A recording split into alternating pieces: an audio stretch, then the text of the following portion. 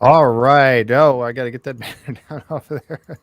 Oh, let's see. What do I got to do here? Whoop, there we go. Hey, good afternoon, everybody. Welcome to the Curse of Oak Island and Beyond live stream. I'm your host, Jeff Freeman, and right over here in the co-host chair is Jack Campbell. Good afternoon, Jack. How are you doing? I'm doing good, Jeff. Good afternoon, everybody. Good afternoon indeed. Hey, tell you what, folks, it's good to be back on here and again talking about our favorite show, The Curse of Oak Island and Beyond, that is going to be starting in what is it, 1 month and a couple of days? About 4 weeks. 4 weeks, about 4 weeks and 2 days. We're going to be Oak Island season 9. I'm really looking forward to it. And I'm really looking forward to coming on here and talking with you guys about it as well. I'm hyped. I think this is going to be a fantastic season. With all the pictures that we've got and everything Yeah. else, this what ought to be a year. I know it's been some fantastic pictures coming across, and we're going to be talking about those coming up here in just a few days.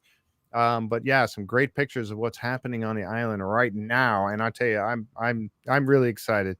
Hey, just want to give a shout out to a few people logging in here. Pat's with us. Hi, Pat. How you doing? Barbara, what? Barbara's thinking of you today, Jeff. Huh?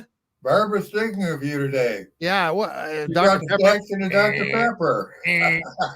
No, Dr. Pepper for me. Thank you. I'm not a pepper. I think that's Rick Lagina is the pepper guy, isn't he? Isn't he the I one that think likes so. Dr. Pepper? No, I'm a Coke. I'm a Coke guy. I drink Coca-Cola. Well, I don't drink soda all that often. I'm usually water. But anyway, so you Still can has have all us the here Dr. from Pepper you England. want. All right. So yeah, so glad to snacks. Good morning, Deidre. All right, yeah, it's still morning for you, isn't it? Yep. Glad to see you're here, Deidre. Pam Blanc is here. Joe is here. Les is here. Hi, Les. How you doing? Everybody, glad to see you guys join in. Yeah, I saw that little post on the group page today about the Dr. Pepper. What was it? Cotton candy? Yeah. Is that? Oh. Uh, Oh man, cotton candy, Dr. Pepper cotton candy. No, I think I'll be passing on that one for sure. Yeah, there won't be any. Yeah, and don't send me any, Jan. She sent me those um I can't even think of what they are. Jelly beans, Dr. Pepper jelly beans, and then somebody else sent me the peeps or something like. Oh, yeah, let's not do that this time with the cotton candy, all right? Anyway, all right, we got the Jersey lady with us over there, Carol Walker. Hi, Carol, over on the YouTube side. Anita. Hi, Anita. Thank you for coming. Jeff is here with us. Hey, Jeff. Glad to see you on board today. Really do appreciate you. Paula, how you doing, Paula? Thanks for coming by. Les Burton from Utah is here with us today. From Utah. Yeah, exactly. All over the. I love that. We have such a wide variety of members to the group and people that like to come out to the show from all over the world. Quite honestly, it is really cool, and that's the thing of it is Oak Island is a show that is enjoyed world round. Um, and as I remember, I was joking with Carmen Legg about that when we had him on the show, joking with him about the fact that he's a world renowned blacksmith and oxen trainer. Uh, we've seen his car again. He was going across the Oh, causeway again. We were wondering who's got the fancy Corvette, and then we seen the license plate, and it was like, duh. So anyway, yeah. All right, let's jump into Oak Island season 8, episode 11, Rocky Road. And we'll get started with that. Angie, hi Angie, how you doing? Glad you're here with us. And I'll do that from time to time. Jump out and say hi when I see people pop in. I hope that's not too distracting. Indy's Antics is with us as well. Hi, how you doing? All right. Well, as you know, you guys are well used to me and all of my graphics. I like to show. Oops, there we go. I hit the wrong button. There we go. Boom. There we go. I like to start off with a shot of Oak Island from the air. I just love these pictures, just like the one that's here behind me. I'm using for a blue screen background today, green screen background. I just love these pictures of Oak Island because you can see, especially the ones over the years, because you get to see the changes of how the island was like almost completely removed of trees at some point, and then how it's overgrown again and again and again throughout the years of this island. It's really cool. Yeah, thanks, Linda. I hope people don't get too bored by all my visual aids that I like to present. I know I do quite a few of them. But this particular episode, Rocky Road. Oh, I'm sorry. Yes, indeed. Thank you very much. I just got my reminder. Don't forget about the phone number. Boom. And the phone is on and it is connected. So if anybody wants to give a call in, they can certainly do that. And we can talk about anything in season 8. I really don't want to talk about what we think is going on the island right now. Let's hold that. Let's hold that until we have the show about it. But let's talk about season 8 or anything prior to season 8 is fine too. Just so you know, we can talk about any of that kind of stuff. But anything that's happening or we think is going on right now, let's not talk about that just yet, if you don't mind. I appreciate that. But call in about anything else that you feel like just chatting about. That's what I love about this. And you guys hear me say it all the time that I just love being able to communicate with everybody and get your ideas and your thoughts on the show. And because you get to hear mine, obviously. So I'd love to hear yours as well. So feel free to call in. All right. So let's jump into Rocky Road. They start off in the money pit and they've got Craig Tester up there with Terry Matheson. And they're taking a look at, I think this is, well, I got another shot of all the gang that's there, Steven and Scott and 9.25. Charles. Yep. They were looking at DE 9.25 or a sample from that, that I believe is 156 feet or something like that. Here's DE 9.25, and it's about 10 and a half feet from OC1. From OC1. Now, remember, OC1 is one of the really important ones because they found some good stuff in there at a depth of about 150 feet, a possible tunnel. So 9.25. So they're wanting to work around that area and see what they come up with. And lo and behold, they hit another chunk of wood. Now, guys, we've talked about this many times over the course of the show and the season that, another boring piece of wood. But the wood does tell us things. It does tell a story. If it's new wood, then it may not be very important. But if it's older wood, like 1706, I think they found some from 1706. At OC1. Yes, thank you. In OC1, that is pre-Searcher. Searcher, obviously the money pit was not discovered until 1795. So if the wood dated to 1706, chances are that tree still wasn't around in 1795 to be used for Searcher wood. But I mean, is that impossible? No, but Pam says the wood speaks to us. Yes, it does. Yes, it does. In a manner of speaking, it does speak to us. So, they were sitting there, obviously what they're doing is trying to find the money pit and nail down exactly where it is. And Steve said that they can confirm wood that they've found, around 1706. So they want to go deeper. They want to keep going deeper and find out, what else is down here. They did talk about it, and I am reading from the synopsis here just a little bit, and I hope you don't mind, but it says they decided to go another borehole, another 10 to 15 feet deeper to try to get to the bedrock plateau. Craig states that 4 to 5 more locations picked out that he wants to try to find and be able to nail down the direction of the tunnel. It should also be noted that he worked for Steve on this also. Yes. Yeah. Him and Steve worked very closely together. Steve with his GPS trying to nail down exactly where it's going. And also, another interesting point about this is they were, you see what they have here for OC1, and they think that OC1 went down and hit the edge of the head-end shaft and was cutting down through, because they got a lot of wood out of that, if you remember. And again, some of that was dated really old, but so they think they went down, and they actually went down alongside the edge of the head shaft. And then one of the things that they pointed out on this particular episode that I had actually forgotten about, which is why I like to do these, is because it reminds us of some of the things that you may have slipped your mind over the course of, a year, is that they were working at this point. They had actually were coming across, the head and shaft went to 124 feet, and they were hoping to come down and intersect somewhere along the way, but they stopped at 124 feet. Then a gentleman by the name of Irwin Hamilton constructed a 6x6 tunnel that he wanted to go even deeper. They called it the Hamilton extension. Now this extent, here's the bottom of this shaft at 124 feet, and here it is here. And then the 6x6 was going down and went down to a depth of 170. Now, what's important about that? Now, they didn't find anything, and they ended up giving up. But the important piece to note about that at 170 feet is that is the deepest known searcher tunnel. Period. Cool. Yeah, that's as deep as they have any record of anyone going in the money pit was to 170 feet. Okay, so remember that. That's important to remember.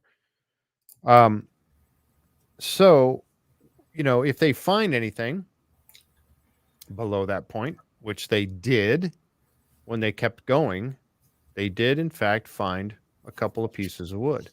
Now, these are small. They're not chunks of a chunk of wood or a part of a beam or anything like that.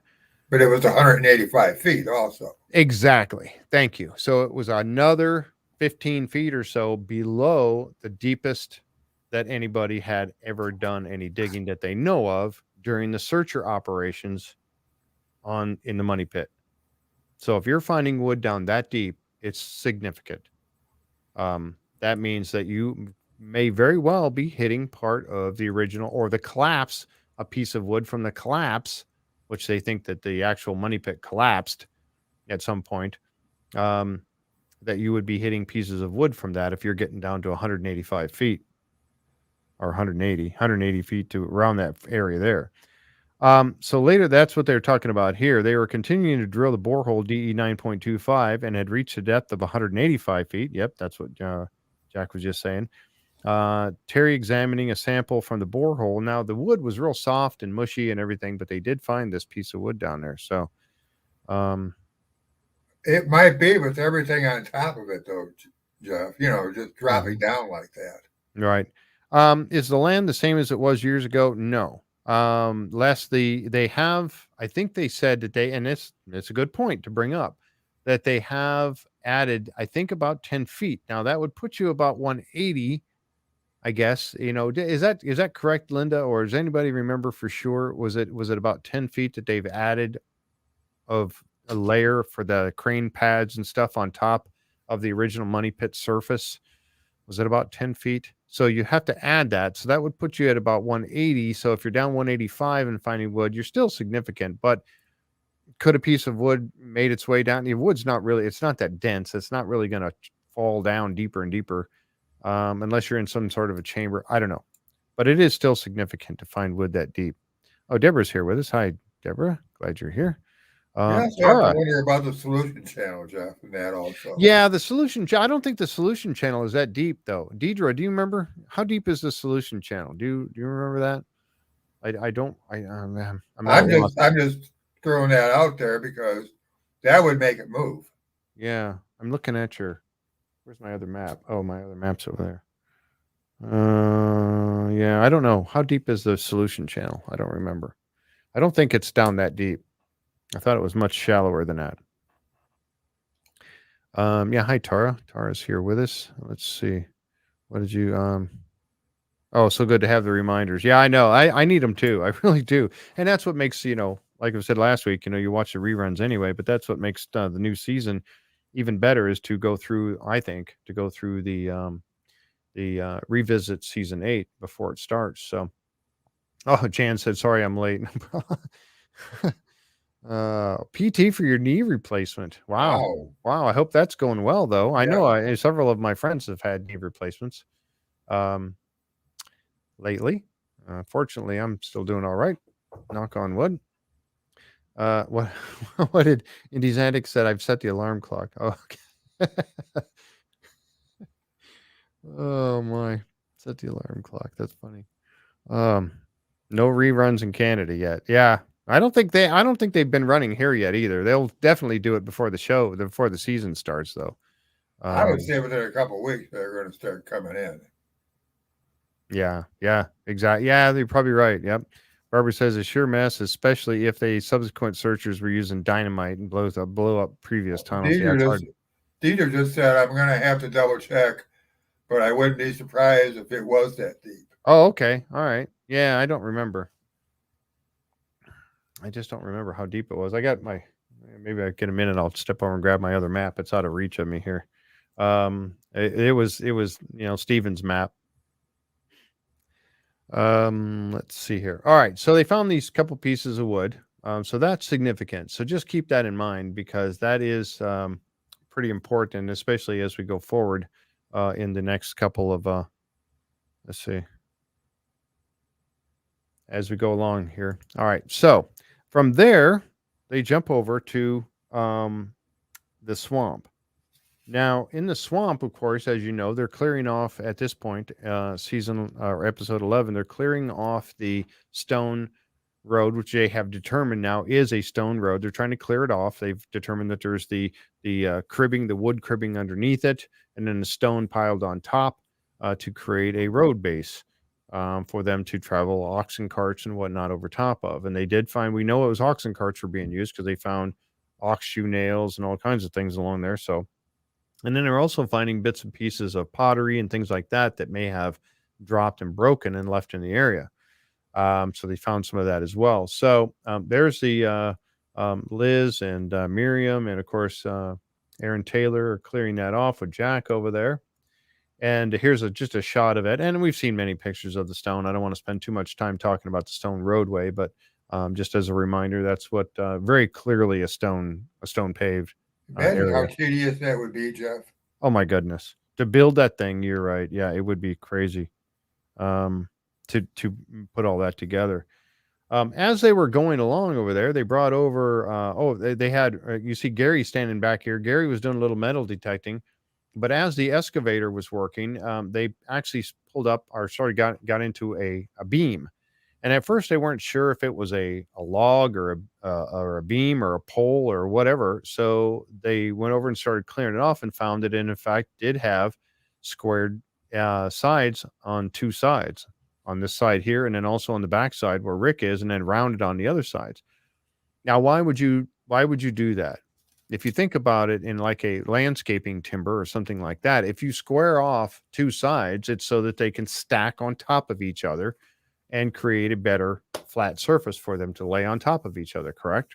I mean, that's really the only reason why you're going to do that. So that would be a structure or some sort of a wall, like Wall, I would say. a wall or some sort of a structure that you're trying to construct with that, like in that manner. I mean, why else would you have flat sides? I can't honestly think of another reason unless somebody else can, but um, Jan says Jack is literally a jack of all trades. Yeah, he is. He's everywhere. Yep. So that was kind of neat that they found this particular beam. Said it has to be it's a log, but it's been shaved flat on two sides, which was really cool. And then, I wanted to remind you of this too. We talk about the possibility of there being a ship anomaly or a ship in the swamp. They talked about it on the show that a ship could have been brought in there and then burned and flopped over on its side and covered up with dirt and whatnot. Um, then they have found several pieces that have alluded to the fact that there might, in fact, be a ship in the swamp. Do you remember this bracket? And I'm going to call it a bracket or a strap that was found. I forget who found it. Gary may have found it when he was metal detecting. I don't remember exactly who found this, but this was that strap that was found that was very well burned. I think when they took it over to Carmen. Wasn't it Carmen, Jack, that looked at it? Yeah. And he said it was involved in a very intense fire. So is that story of a ship that got burned up in there and all that, is that so far-fetched? I don't know. Maybe not. So I just wanted to remind you of that because some of the other things that they found in the swamp area also leads to some sort of a ship having been there at some time. Or at least parts of it or something, right? The beams that they found, the big long plank that they found early on in season 2 or 3? Yeah, they found that big long plank that was like 17 feet long, flat. 17, 18. It's the $64,000 question. They really haven't been able to come up with an answer. Exactly. It showed up when they were in Traverse City, at the announcement when they showed it, Mm-hmm. when they did dynamiting of the swamp and everything. and Yeah, yeah, but yep. they've never really been able to confirm it. Right. Hopefully this year. Hopefully season 9 we'll see some confirmation of it. Well, I don't know. We'll yet to be told.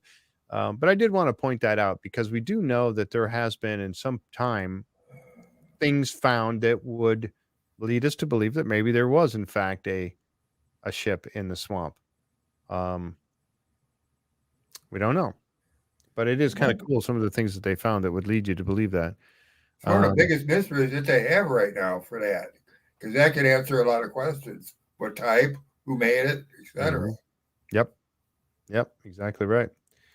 So Gary's over there. He's back in the background. He's over there metal detecting, and he gets a hit.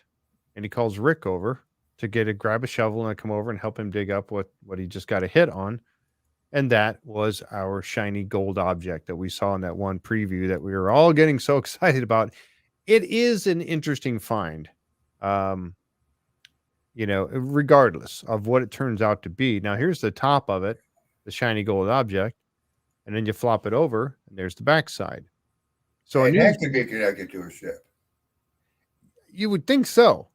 When they flop it over, and then I seen that hole right there, immediately when I saw that, I'm thinking, okay, that's a knob for something. And that's what they said too. Looked Yeah, like a knob, a pull knob on a cabinet door, on a drawer, on Noah's Ark. Deidre, those are. I remember that episode you guys had. You guys were laughing about being Noah's Ark. That was funny. Noah's Ark's in the swamp, guys. That's what it is. It's Noah's Ark. Um, And I don't know if Noah's Ark had brass knobs on the maybe Noah, Anyway, but when I saw this and I'm thinking, okay, so this is some kind of a pull knob for something, right? Um, or a knob to open up a chest or something like that, or a drawer, something along those ways. Jan says that strapping for holding large pieces of wood together or bracing cracked wood to stop it from cracking more. Yes. Um, kind of like us wrapping duct tape around things. Yep, very true. Oh, hot Dr. Pepper. Oh, You're not going to get away from this one, Jeff. who said it's not nasty? Oh, that was Les. Les, have you tried hot Dr. Pepper? It's shocking that it's not nasty. I'm gonna pass. Thanks. Shocking that it's not nasty. Okay, that's a good way to describe it. Yeah. Okay. So the brass knob. We're gonna go right back to the brass knob and forget about hot Dr. Pepper. My goodness. Um, and then right after that, well, they kind of jump around a little bit before I get there. So I'm going to talk about this. This is the logs that they came across later on. That when they were digging, they had moved. Billy Gerhardt moved down a little bit in the excavator, and he was doing some digging, and they came across a log. Actually, I think Gary got a hit first. That's what it was. Gary had a Yeah, hit. Gary got the hit first. There's one of his orange flags. He had gone over there and he was telling Rick about having some hits in the swamp, and Rick was asking him about it, and he said, well, I've got it marked out, and he said the orange flags. He said all these orange flags are yours, and this is one of them. We're over here now. This He had is like on. three different colors or something like that out there, if I Yeah, remember there was correctly. yellows and there was these orange ones, and I forget there was a chartreuse color one. I think something like that. You're right. And the orange ones were Gary's, and Gary had a hit over here, and so he had Rick come over, and they found these logs. Now, when I saw these logs, and then I saw the spike, they're going to show a spike here. Well, let's show it right there. There's a picture of the spike sticking out of it. Okay, so I'm thinking a log with a spike. Now, how do we know about or a pole with a spike? So, we know looking at some of the pictures of old Oak Island back in quite back in the 60s or before that, that there were maybe in the 40s there were telephone or not. Well, I'm going to call it it's electrical poles that were running along the edge of the swamp, kind of following where the road now goes that they were uncovering last season. There was a row of telephone poles along there. So, and I've seen those in the old pictures, and I thought, oh, this is just a telephone pole with one of them spikes that it used for the guys for climbing up the pole, right? It looks like a big railroad spike that they drive into it, so the guys can help climbing up the pole. So that's what I was thinking that it was. But you know what? After looking at this again this season, I'm thinking that's not what it is at all. I think the ones you were talking about are kind of like a U, where they kind of hooked in, came out and hooked up where you could lock your foot in better and everything. Yeah, And that it was did. At the meant end for of the it, it had foot. a little yeah, it had a little rise on it on the end of that spike that was Right. sticking up so their foot wouldn't slip off the edge. You're exactly right. So, okay, so Linda says, I have a brother who was a lineman for the phone service, and he said it needed a upturn. Thank you. That's what Jack just said, an upturn and not just a spike. You're right. Exactly. So when in watching this again, I'm looking at and this is why I like to revisit these because I'm looking at it going, that's not one of those climbing spikes. That is a point. You see how this gets very pointed down at the end. And there was more than one. They found several of them in it, or at least a couple. Here's another There one. are two I know of. Yeah, this is the one where I remember seeing this one thinking it was that, but that doesn't have that upturn at the end to keep the guy's foot from slipping off. But And then the question is, what's it connected to?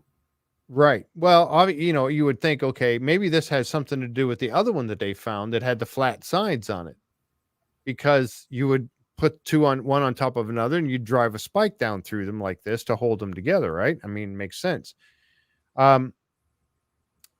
Yeah, this Jan says a telephone pole was the first thing that popped into my head when I saw it, or a telegraph pole, which was thinner. Let's see. Joe said there would be more spikes if it was a phone pole. You're right. Yep. So that's why I had to throw my thinking out completely on the whole thing. I, obviously was wrong. Oh, hey, there's Dale and Sherry from Halifax. How you doing? They are the ones that are doing the Christmas daddies. We're going to be talking about that coming up too. Welcome to the show. Glad you're here. So, anyway, so that, and then there's another picture that really changes it all for me. Not just these spikes that don't have an upturn on the end of it, but this other picture. And I think it's this next one right here. All right. That one right there. Now take a look at the end of that log and tell me what that reminds you of. Looks to me like a Lincoln log. Remember Lincoln logs as a kid? Having a fun day, having an amazing day today for fundraising. Yes. Indeed. Does that kind of look like a Lincoln log was shaped? Remember Lincoln logs? You guys remember Lincoln logs? I'm old enough to remember Lincoln logs. Yeah, I played with them. So look at that notch right there. Look at the way that end is notched. That's not a telephone pole or anything else. It looks like a log from a log cabin. You're exactly right. Some sort of a structure. Now, does that mean it has something to do with the other one with the flat sides? Could be. Could it be? Anyway, kind of cool.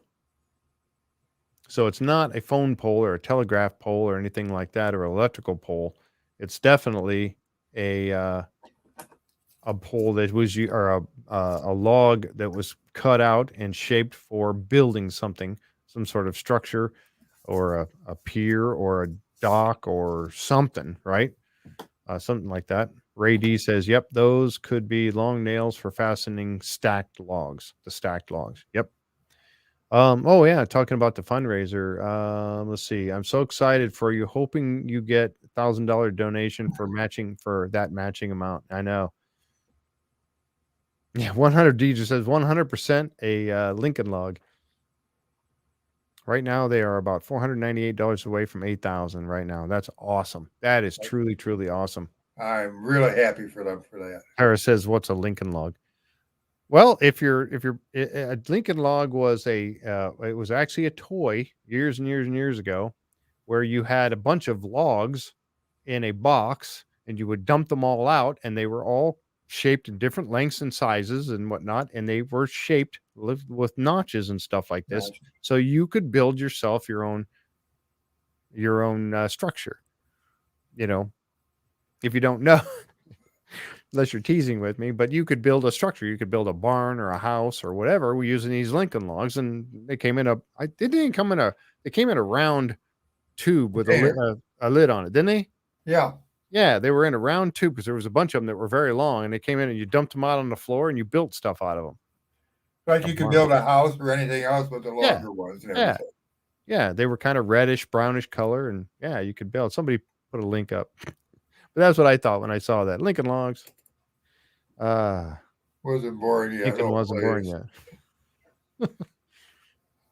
Yep. All right. So that's the Lincoln log, and I think that might be. Oh no! Then we jump over to. I was wondering if that was the end of my stuff on that. No. Then we jump over to the mound. I'm going to say the mound. I'm not going to use the S word in front of it.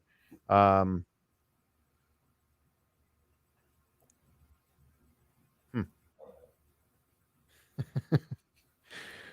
So they jump over to the mound, and they had there's Aaron and Liz and Miriam, and they had Scott Barlow come over with the backhoe and actually just cleave out a whole section right out of the center of it because again they wanted to get down to the bottom of it and see what was inside of it, see if it had any kind of structure to it or was it just a pile of loose dirt. After looking at it for a bit, then Gary comes over with Rick Lagina, and they take a closer look at it as well. And they jump down in the hole there with Aaron and get a good look at the base and also the sides of it to make a determination of what it truly was. At the end of this, they made the determination that it is nothing more than a spoils pile.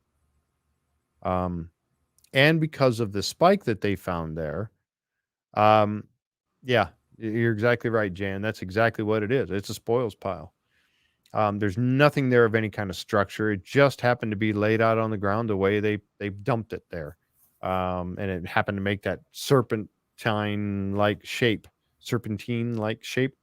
Um, and so that's what it was, and they made that clearly defined as exactly what it was. And so Gary and Rick comes over, and Rick was talking to Aaron about it and they came to the conclusion that that's what it was, and then they were just going to leave it alone, and then let it sit, push the dirt back over where it was, and call it good, and move on to something else. Now, if this Weren't was you surprised, Jeff, that Gary didn't try to detect anything while they had it dug up a little bit? That kind of just struck me. well, I was thinking about that too, Jack, and I think that you see in this picture right here, he is carrying his metal detector. I'll bet he did. I mean, there's so much footage that ends up on the cutting room floor that we never see, and I'll Yeah, bet that he we never did. see. It was just something across, just looking at the picture. Mm-hmm. He probably did, and he didn't find anything of significance, and they didn't show us. Or he found a few nails or a knock shoe or who Right. knows, but nothing of importance that was needed to be shown. Probably not anyway, but you would think that he had to have metal detect that entire area. I mean, there he is holding it, so why not? But they decided to give up on it. And the thing that I wanted to point out too before we move on from this was the fact that they were thinking that it was the spoils from the original money pit, which it very well could have been, especially when you look at those decking nails that they talked about last on the on episode 9 and 10. They were talking about the very thing that they were similar from what came out of OC1. Was it one of the Yes. spikes? I think came out of OC1, and then one came from here that Gary found, and they were both very similar, dated about the same age, probably made they were made in a similar way, which would date them there that way as well. So it's a spoils pile, but is it from the original digging of the money pit? We just don't know, but it dates. I like that very, very much. So, but that would indicate that if it was from the original money pit, there wouldn't really be a whole lot to find there because it's all stuff that, I mean, they might find a coin that was dropped by somebody in their pocket while they were digging or something like that, but other than that, there really wouldn't be any evidence, I wouldn't think, to find in it if it was the original depositor's spoils pile. If not, then yeah, I would be, really going over it with a fine tooth comb. Next, we have Rick and Doug heading back over to the money pit. And there they are at the table. And Rick's taking a look at a piece, that chunk of wood that they found. Let's see. This is from DE 9.25. at Um, 180 feet. yes, at 180 feet. They found a thick chunk of wood, a wooden beam that they found could possibly be part of a tunnel support beam or from inside the collapsed money pit area. Could be either one. The group feels that they should continue digging down to 200 to 210. And they do, and pretty much found nothing. From that point on, they just found like hard clay with no real structure to it whatsoever. Just it was virgin soil, hard clay that was undisturbed, which means that they're past anything now. They have not hit the money pit, and they're on beyond that where anything down there should be at all. So they gave up at that point.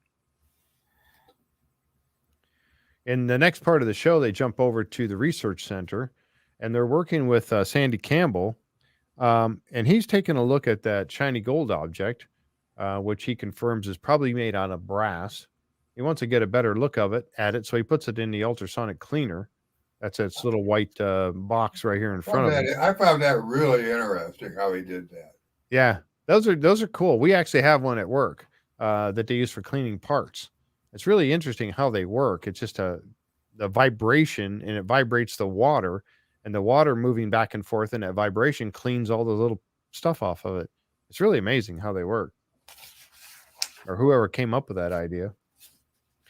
But he got a closer look at it, and he was checking it out, and he said, well, it looked like it could be, they were talking about being gold paint or gold plated. But he pretty much came up with the fact that it was made out of brass. And that shows a picture of it. Artist rendition of what it would look like once it was cleaned up. And it really just came out to be something fancy, he said for sure, and probably a pull knob from a cabinet or a door or something like that was what he confirmed. But it would definitely be of high quality. So it's not going to be on a worker's trunk or something like that. It's going to be more like a ship captain or a chest that he would have or something like that. And the size of it, you would think it would be on a bigger size chest or cabinet too. I would think so because of its, yeah, I think you're right. That's why I was thinking like a door, like a cabinet door. Right.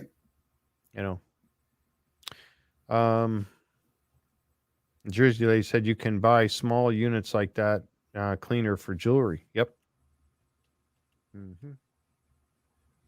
I think they found, Sherry said, I think they found something big this year. A lot of strange things going down that way this year, we hear. Yep. We've seen some pictures of some stuff.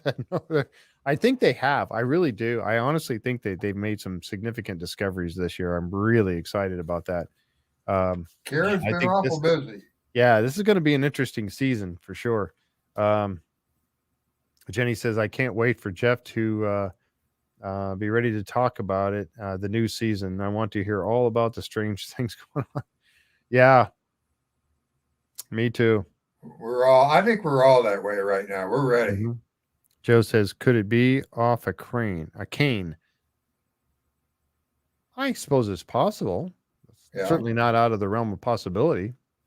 Top of a cane. Yeah, like the top handle on a cane or something. Yeah, certainly. I don't see why not.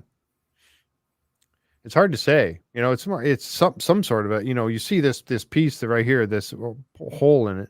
That was obviously part of the rest of it where it was attached, and it got broken off. And then that would have usually like a screw hole where you'd run a screw in from the backside into that piece that's missing to hold it on. And that's going to be the weakest point right there where it's going to break is right here. And it's obviously what happened there. And it could have floated. I mean, that thing could have floated along if it didn't fill up with water. Once it filled up with water, it's going to sink pretty quickly, but you never know. Yep. So that wraps up episode number 11. So in episode number 12, let's see. Before I get there, Dean Barker. Hey, Dean, how you doing? Yeah, Ray said only 4 weeks away. I know. Oh, it's getting so close. Dean said from the time of the actual filming, was was this a lag time to when it aired on History Channel? I'm not sure what you mean. From the time of actual filming, what is the lag time? Oh, that it's aired. We really don't know Yeah, honestly, we don't. They jump because around so much some of our episodes they show trees in that are sequence. green, and later in the show they're showing things that are in fall colors. So we Yeah, really, they do jump around quite a bit. I think they take bits and pieces to make their shows. I mean, usually the premiere episode is generally the beginning, right when they first got to the island. Generally, but later in the season, you'll see their hair lengths are different in the middle of a show, or like Jack just said, you'll see the leaves are like in the spring. It's supposed to be in the spring when the leaves are hardly on the trees, and in the next segment, you'll see there are a lot of leaves. It's just so they do jump around a lot. But like Linda just said, filming is from April to November. Airtime is April to November, November to April. So we have no way to really know for sure. So the lag time could be huge, Dean. Quite honestly. Um, unfortunately, but they take bits and pieces and put it together. Um, yeah, yeah, it is interesting for sure. But yeah, they jump around quite a bit, unfortunately, and we don't see everything in actual sequence of when it was filmed, like an episode going along. Jan says, "I have a feeling many things were washed into the swamp by storms. Could be from anywhere." that's That's true. true. Yep, it is very true. We can't rule that out. Interesting for sure. Yep. Yeah, we have about 12 more episodes to review. Yeah, this is 11 and 12, and there was 25 in the season. So we're about halfway there. We're about Uh, halfway, just short yep, of halfway. yep. And I appreciate you guys hanging out and talking about it with us. It's really it's a good time. Um, yeah, I would. Sherry said, "Living here, you can tell when parts are filmed. The weather tells all." Yep, I'll bet it does.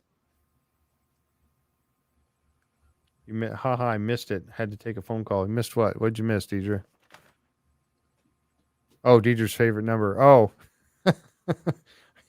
like DE 9.75 and Yeah, or something like that. Yeah. or F2 or F.25 by the ones they were talking about last week. All right, so that finished up episode number 11. So episode number there we go. Episode number 12 was digging their heels in. And the show opens up in the swamp, like it has been, or will be for several episodes coming along, because that's where the most interesting finds are going on, is in the swamp. And here is that anomaly right here. This the stone road that they are getting more and getting, cleared off more and more. And when they got to the end of it, they were taking a look to see whether did it turn and go to the right, or does it turn and go to the left, or does it go straight up into the uplands? Um, so they wanted to make that was the big thing. They wanted to find, where does this road go? Does it just end right there, or does it continue on? And so as you see, they decided, they did look a little bit over here, and over here is that little ice, I guess it's a wharf of some sort that's over here by the pine tree, this little hole right here. And they have a wash table set up over here, for some of the spoils that they were cleaning off for the top of the roadway. They were taking them over and washing them and see if they found anything. But they were starting to look over here to going to the north. And here's another look at it here. And you can see these stones here going along to the north. So looks like the road turned and headed north from there. And this is when Gary found that piece of glass, that piece of green glass. And you were, Onion. go ahead. It's onion. I can't. I'm blank. Well, he was holding it up, and through the Craig Tester was holding it up and looking at the light through it, and you could see the bubbles. Dutch onion bottle. That's what I want. Yeah. Yeah, exactly. So, I mean, they were looking at it and you can see the bubbles, which means it's really, really old. This piece of glass. And I guess he said, let's see, he was metal detecting. Again, he saw this with his twin optical scanners. It had the air bubbles in it. Gary tells Rick and Craig it could be from a Dutch onion bottle, and it could date from 1600 to late 1700s. That's really cool. And I think I got a picture of one of the onion bottles that it could very well be similar to, just like this right here. That's really neat. I mean, that's just a neat find. You know, could be from a bottle of rum. It's a big bottle. Yeah. Yep. So that's really cool. So that kind of thing, it's just all these little bits and pieces. Now that piece of glass could have floated, or could have come in from the sea, washing it over there. Who knows? Again, but there was known to be pirates in the area, so could it have been from one of them? Possibly. And then they were showing it. It's very similar to the date range of the Maravidi. Did I say it right? Maravidi, 1652. I think this was dated, wasn't it? This I coin. believe you're right. That was found in like season 1. That's one of the first finds they found in the swamp. Yeah, that was like the first. Actually, this has been one of the most interesting finds, other than a lead cross, that they found the entire show so far. I mean, I think they were about ready to give up in season 1 there until they found that. That was what made them go on. Yeah, that definitely spurred them on for sure. Then we jump over to the wash table, and we've got Alex and Peter, and of course Michael John over there, and they were just dumped off the stuff that was on it and getting ready for another load of stuff to come on, and they were going through that. And there's Dan Hensky and Michael John, and looking through the stuff there. Now this is the spoils from borehole or caisson, if you want to think of it that way, caisson 8B, which was, as you see here, 10 feet from OC1. And so they were going through those spoils, and those spoils had been sitting around a while. And they've got this, they must have these piles of this dirt sitting around someplace, okay, that's the one from H8. That's one from 8B. That's the one from OC1. You ever wonder how they mark them? I don't know. I'd love to know. I mean, how do you keep straight with so many piles? They got a big stake stuck in the ground right there with a sign on it that says OC1, 8B, H8, all the RF1, all these. That's why I was envisioning it. I mean, they've never shown us that. Where did they put them? Where are these piles at? Where have they left them? That wash table, they were showing it in the picture, wasn't that far from 10X. It was kind of up that way, I thought. So I don't know. Does anybody know where they're keeping them? Let's see. I'm missing some of the chat here. Let's see. Their leaves starting to turn all over your end. Oh, there's somebody was asking about the leaves turning over there in Deidre's area. She's up in the Pacific Northwest. Oh, yes, they are, and it's beautiful. She's been taking some fantastic pictures. We love your pictures, Deidre. I think your pictures. She's done some traveling this year. It's been really beautiful pictures. Yep, you're a very good photographer. Thank you for those and sharing them with us. I'm going to give my hand at that. Our leaves are in western Pennsylvania are just starting to turn just a little. So I'm going to be out trying to take some full pictures as well and see if I can come close. I don't want to even come close to the quality of yours. But Dean says it really looks like worn apart from the number 8. Oh, you're talking about the coin. Yeah, or down around the edges, really worn badly. Yep. You can barely read 1652 right there. You can barely read it, but it is very well worn. Okay, so as they're going through these spoils, they came across a piece of leather. And this was really an interesting piece of leather that they found, and they got looking at it and they thought, well, man, it kind of looks like it's from the shape of it, rounded across the top like this. Over here is rounded, and then flat side, and flat bottom. It kind of resembled a heel of a shoe. So, that, what an interesting find. And, for sure. So they passed it around and had a look at it. And I think they even got, Laird come over. Yeah. Laird came over and took a look at it as well. And he was he said, yeah, it's a piece of old leather. And And that's what he had thought, that it might be part of piece of clothing or a shoe or something like that, rather than being just a piece of leather that was used for book binding or something like that. Let's see. Michael John needs to go through the spoil pile. Um, what they thought was a serpent mound. Oh, that'd be interesting. Yep. Yeah. The Uh, nice thing about it, Dan agreed it was letter, and Dan's kind of. I have so much respect for Dan Hensky because he has everything in his head. hmm. Yeah, that man is truly a walking Oak Island encyclopedia for sure. Um,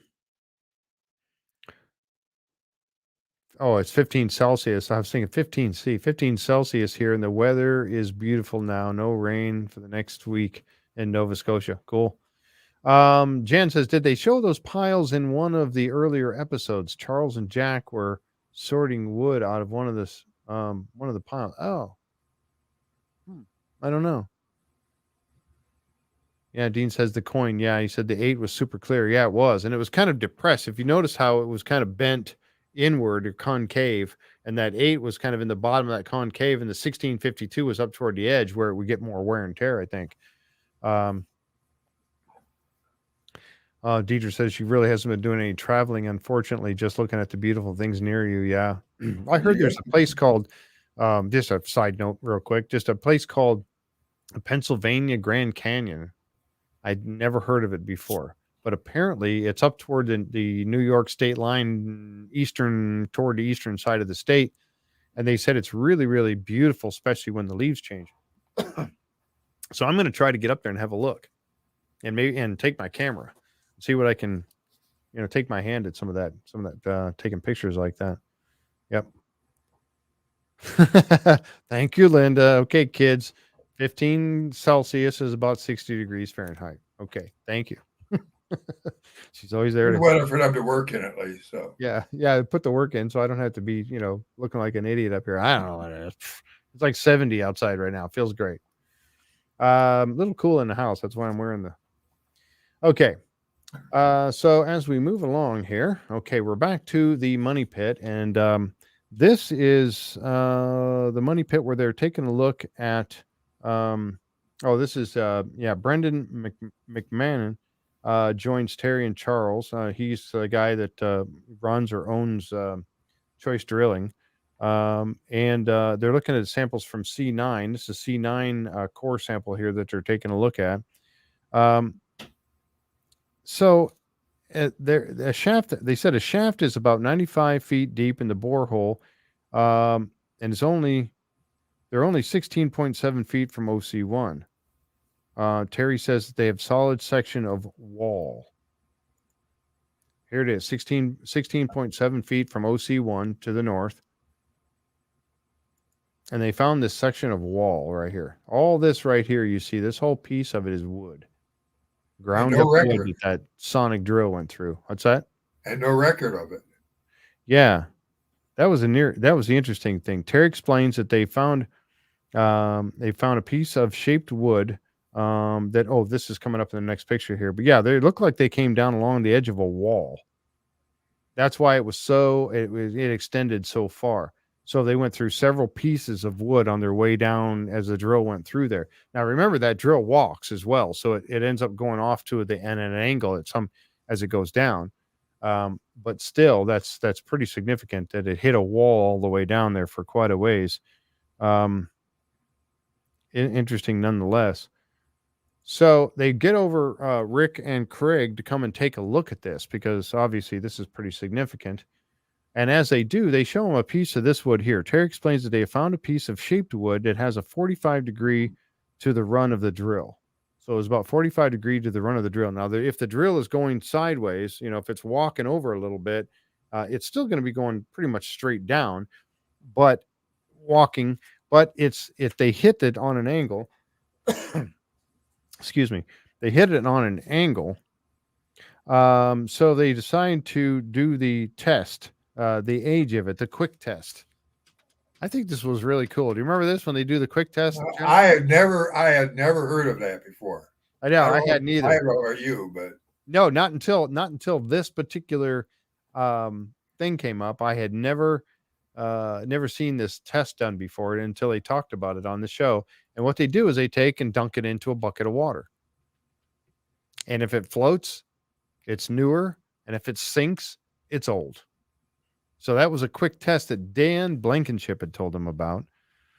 Yeah, according to Dan Blankenship, if the wood sinks, it's old. If the wood is um, and this piece sank immediately. So that was pretty significant right there. Now the next sample that they had went down to about 98 to 108. And they brought it over to be sampled. The sample is dense and has pieces of wood in it. Rick finds another angled piece of wood in it that he asked Charles to test with the metal detector. So they end up bringing out Gary Drayton out here because they did get a hit with the metal detector, but then that hit that they found, which was down on the end, down here by Craig, and it disappeared. They found it, then they kept looking. It might have been. I said they were talking about screws in the table. If they get down too close, they'll hit screws in the table, or it'll pick up on those as a metal hit. But they bring Gary over, and Gary starts working his way down along the whole length of it. He didn't find anything over on the end of it over here by Terry and Craig, but he did on the other end. And he found in a piece of wood, he said, there's a hit inside this piece of wood, and he hands it over to Rick. And Rick was ahead, and he takes one of those putty knives or one of the other, and he rips it, he splits the piece of wood open so they could get to the nail, and it does turn out to be a square nail, the end of it anyway. Now that would give you a little bit of a date because it's squared off. Gary and Terry agree that the nail could possibly date from Roman times to the late 1700s. Right. Because they didn't do round until very much later. Mm-hmm. Okay, so now there's another one of those things. Okay, you say, okay, it's a stupid nail. No, it's a square nail. And because it's a square nail, it very likely dates prior to the finding of the money pit in 1795. So it could date up to the late 1700s, but why would they have used it when they were digging the money pit in the first place? Remember, that's all they did the first few years when they found it was dig straight down. They were digging. They weren't really building any shaft or walls or anything like that. They were just digging down to find the money pit. And the fact that it was so deep in the ground, 98 to 108, that was far below what they had ever found all the way up until the early 1800s when they actually got the Truro Company and got deeper into the money pit until they hit water. So this piece of wood, our piece of nail, has to be before searchers, pre-searcher. Was it from depositors? Very likely.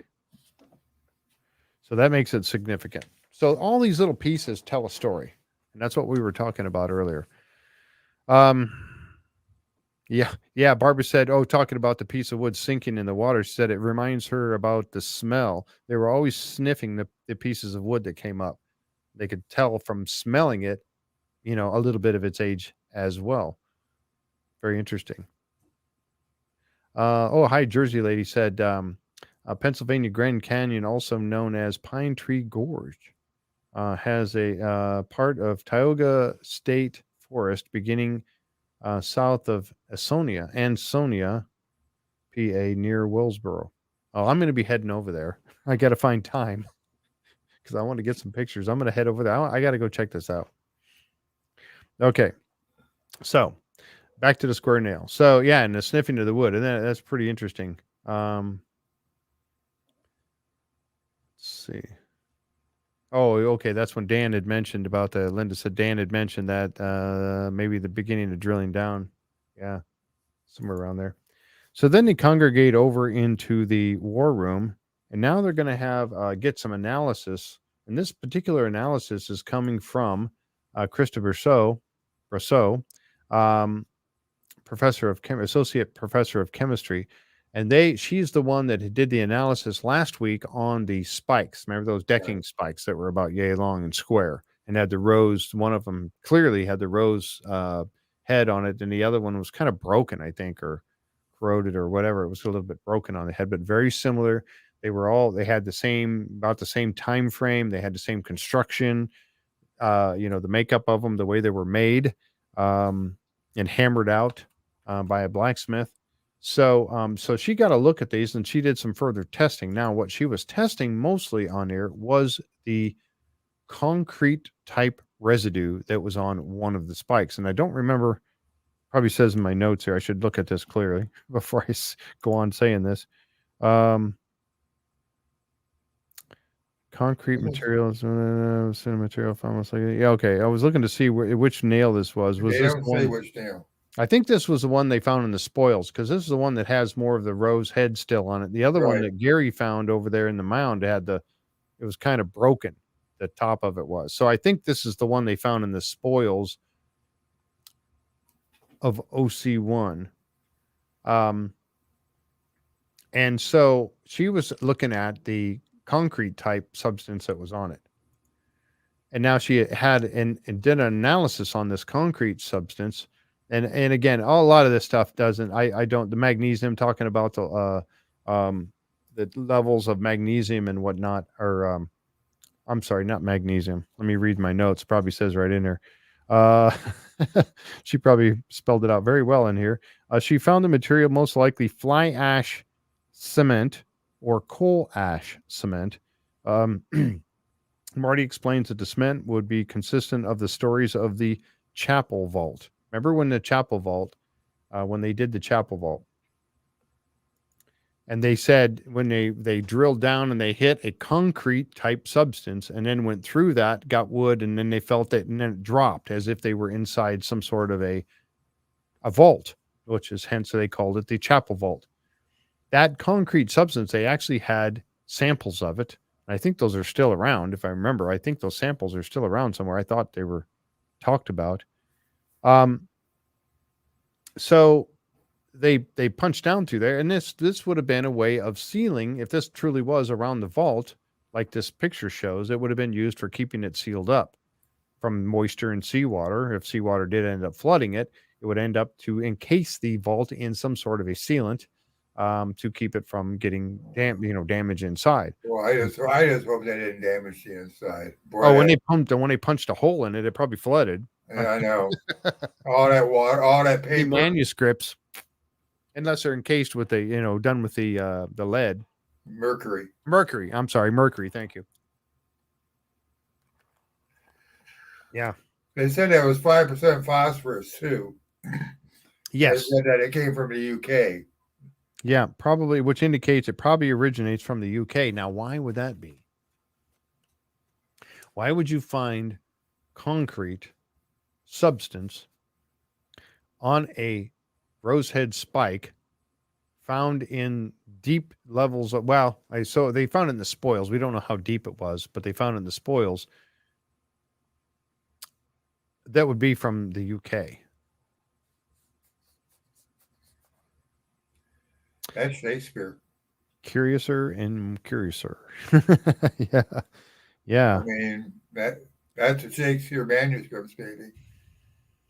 Yeah. I know. See, why? You think about that. Why? The nail with the cement is from the spoils pile. Yep. Oh, was it? Okay. Okay. So from the mound? But again, even if it were, it taken over there, what in the world is a concrete substance doing on it? And why would that concrete substance come out to be, possibly from the UK? Francis Bacon. Sir Francis Bacon. Indeed. So, again, all these little things tell a story. And you think, oh my goodness, another spike. Big deal. But no, it is a big deal when they do these analysis like this. And it just adds more questions on it, doesn't it? Oh, not the mound, the wash table spoils. Okay, thank you. That's what I thought initially. I thought it was the one that had more of a rose head on it, which was found by Michael John in the spoils on the wash table. So yeah. When you put all this together, wouldn't it be nice at the end of, was it last year or 2 years ago when they had everything laid out, if they could lay everything out just to go through timeline, just to go down go down and look at everything as you go through. Yep. Yeah, you're exactly right. That shows you right there with that timeline, and we'll get to that too. We'll go over that again, but that timeline is fascinating. Yeah, I saw that. Limpy I'm Bacon is sorry, Jeff. Francis's other brother. Just ask Jake Roberts. Yeah, he'll tell you. Sir Limpy Oh, Bacon. no. Was he a sir? Was Sir Limpy Bacon a sir? I don't know. Was he? Yeah. Limpy Bacon. There we go with the Limpy Bacon again. I don't necessarily like it limpy. I like it soft. I think somebody had pointed that out. I don't want it to where it's like raw. It's got to be Oh, cooked. you, I you'll said the only never time get out of it, Jeff. Just get deeper and deeper. I know the only time I like crunchy bacon is on my salad. All right, as we continue. Let's see. Too much work happened on Oak Island for there to just be one money pit. As depositors would not put all of their eggs in one basket. I am so excited for season 9. What up, Jeff?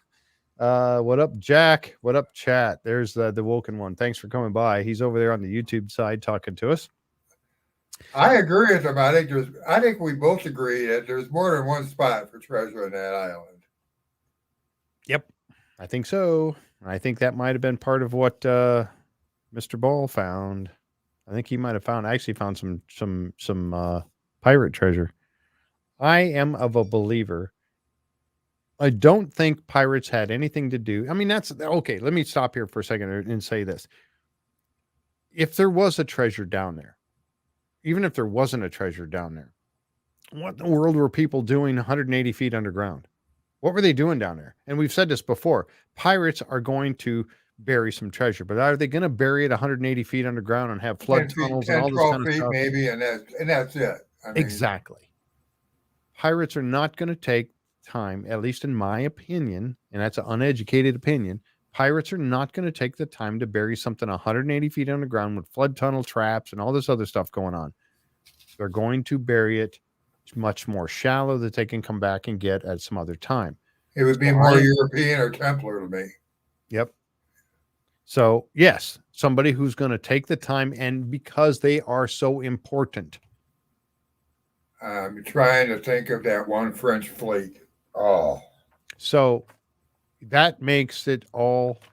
What were people doing down there that deep underground? And it wasn't mining. They weren't mining gold. Some people say, oh, they were just down there mining gold. No, they weren't mining gold. Why would you mine gold? Why would you build all this? It just doesn't make sense. Plus, there's no proof that there was ever mining going on for any substance on Oak Island. There were mining permits taken out at one time in the past. We covered that on the IDKs, but they were because they were looking for treasure and they were using those as their permit to dig. Hello from Orlando. Who said that? yeah. Dana. Hi, Dana. Let's see. I'm missing some of the chat here. Let's see. Oh, Dean Baker said, I want to know why they never find any old rope. With all the shafts and tunnels, you would think that there would be pieces of a rope, a broken rope everywhere. I don't know. Does it deteriorate? I wonder if it would deteriorate. Yeah. They did find coconut fibers, obviously. Could they mistake coconut fiber for rope? I mean, I don't know.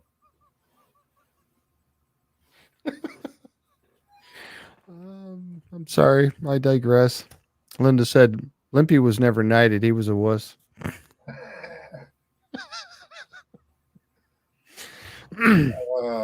Oh, you're getting me down a rabbit hole, Linda. You're the one that tells me not to go there. That's right. Okay, now I want a BLT. Boy, That that's sounds good, doesn't it? Might have to have one after the show. A BLT. Oh my gosh. And maybe with a hot Dr. Pepper. No, I don't think so. You just ruined it for me. So,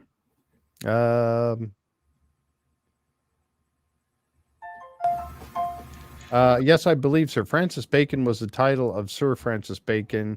And Samuel Ball found the loose change deposit box from pirate treasure map in your opinion. Yes, I kind of think so too. I don't think that they found the money pit. I think they found I think that was more. I mean, he was farming that island. He was plowing and he was doing all kinds of stuff, taking up trees to open up farmland and everything else with his oxen. It's very likely he found something. Uh Especially pirate treasure, they yeah. could be uncovered easily. Rope was just twisted grass or straw, or was it hemp rope too? But I think they used a lot of hemp rope back there.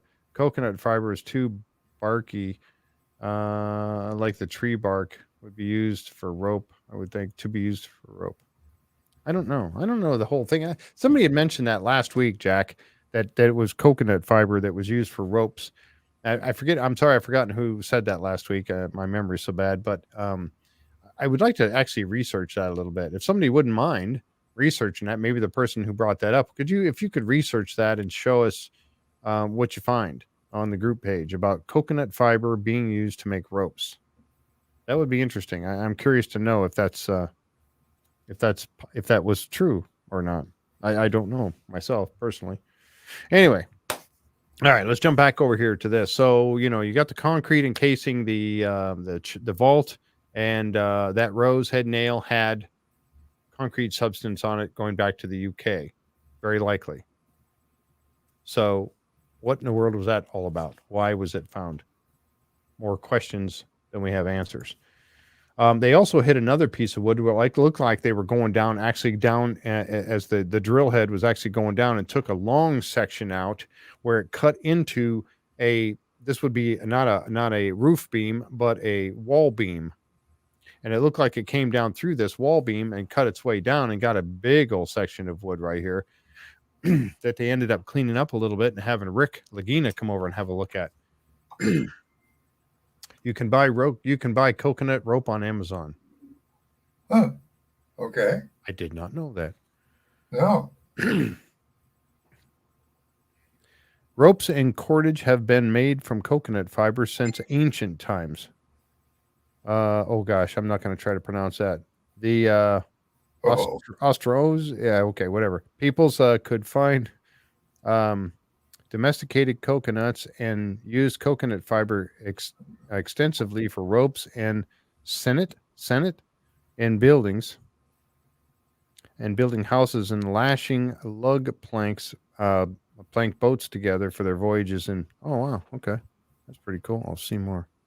Both in the Pacific and the Indian Oceans. Cool. So it was. Thank you very much. There we go. We have our answer.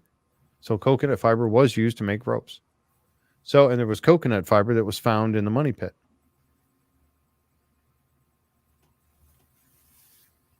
So there's your answer, Dean. That coconut fiber could possibly have been from a rope. We don't know. But which that means doesn't it mean would have to come in, be brought in. What's that? Which means it would have to be brought in. Mm-hmm. And a lot of right. There's no coconut. Maybe what we think. Yeah, there's no coconuts in Oak Island or Nova Scotia that I'm aware of.